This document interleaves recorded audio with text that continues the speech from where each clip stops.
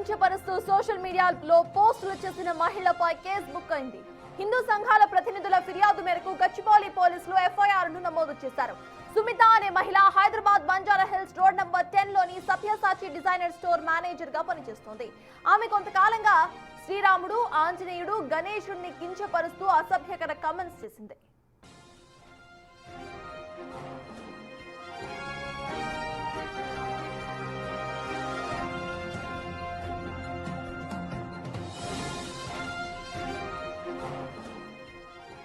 ఇదే అంశంపై పూర్తి డీటెయిల్స్ మా ప్రతినిధి సాగర్ అందిస్తారు. సాగర్, చెప్పండి, ఆవిడ ఎప్పటి నుండి ఇటువంటి కామెంట్స్ సోషల్ మీడియాలో పెట్టుకొస్తున్నారు అండ్ ఆవిడ మీద ఎలాంటి కేసెస్ నమోదయ్యాయి, అప్డేట్స్ ఏంటి సాగర్?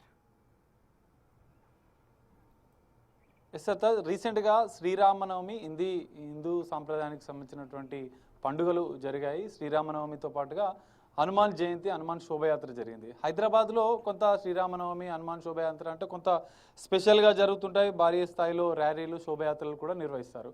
సో ఈ సందర్భంలోనే బంజారాయిల్కి సంబంధించినటువంటి యువతి సభ్యసాచి డిజైనర్ స్టోర్లో పనిచేసినటువంటి మహిళా మేనేజర్, ఆమె పేరు కూడా సుమిత అన్నట్లుగా కూడా తెలుస్తుంది. సో ఈమె సోషల్ మీడియా వేదికగా ఇన్స్టాతో పాటుగా ఆమె యూట్యూబ్లలో కొన్ని కామెంట్స్ చేస్తూ శ్రీరాముడిని కించపరిచే విధంగా ఇటు ఆంజనేయ స్వామికి సంబంధించి, గణేశునికి సంబంధించి ప్రధానంగా హిందూ దేవీ దేవతలను టార్గెట్గా చేస్తూ ఈమె కామెంట్స్ చేయడం పట్ల హిందూ సంఘాలు ఆగ్రహం వ్యక్తం చేశాయి. గతంలో కూడా ఈ తరహా పోస్టులు పెట్టినట్టుగా కూడా వారు గుర్తించారు. తమ సోషల్ మీడియా అకౌంట్ ద్వారా స్టేటస్లు పెడుతూ శ్రీరాముడిని దూషిస్తూ, ఆంజనేయ స్వామిని దూషిస్తూ, గణేశుని దూషిస్తూ, ముగ్గురిని కూడా దూషిస్తూ అసభ్య పదజాలాన్ని పెట్టి పోస్టులు పెడుతున్నారు, దానిపైన కామెంట్స్ చేస్తున్నది. సో ఈ నేపథ్యంలోనే ఇటు బంజారాయిల్స్లో సభ్యసాచి డివిజనల్ స్టోర్ మేనేజర్గా కూడా తాను పనిచేసినట్లు కూడా గుర్తించారు.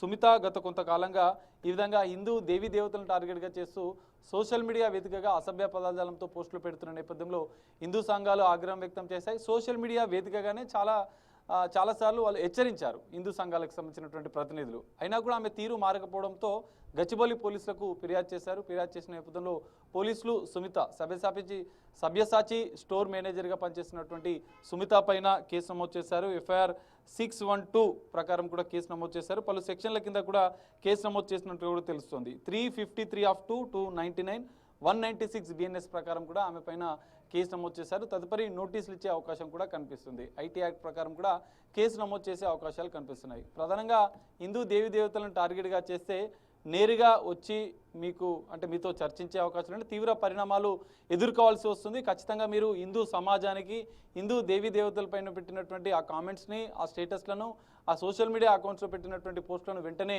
తొలగించి హిందూ సమాజానికి క్షమాపణలు చెప్పాలంటూ కూడా హిందూ ఆర్గనైజేషన్ కావచ్చు, హిందూ సంఘాలు కూడా డిమాండ్ చేస్తున్నాయి. లేదంటే తీవ్ర పరిణామాలు ఎదుర్కోవాల్సి వస్తున్నట్టు కూడా సుమితను హెచ్చరిస్తున్న పరిస్థితి. మరి దీనిపైన ఆమె ఆ పోస్టులు ఇంకా డిలీట్ చేయలేదు. దానికి సంబంధించినటువంటి ఆధారాలను కూడా పోలీసులకు హిందూ సంఘాలు సమర్పించారు.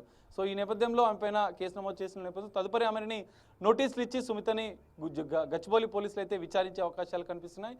ఎవరైనా ఈ విధంగా సోషల్ మీడియాలో పోస్టులు పెడితే తీవ్ర పరిణామాలు ఉంటాయంటూ కూడా ఇటు హిందూ సంఘాలు హెచ్చరిస్తున్న పరిస్థితి కూడా కనిపిస్తుంది. Yes, thank you, Sagar.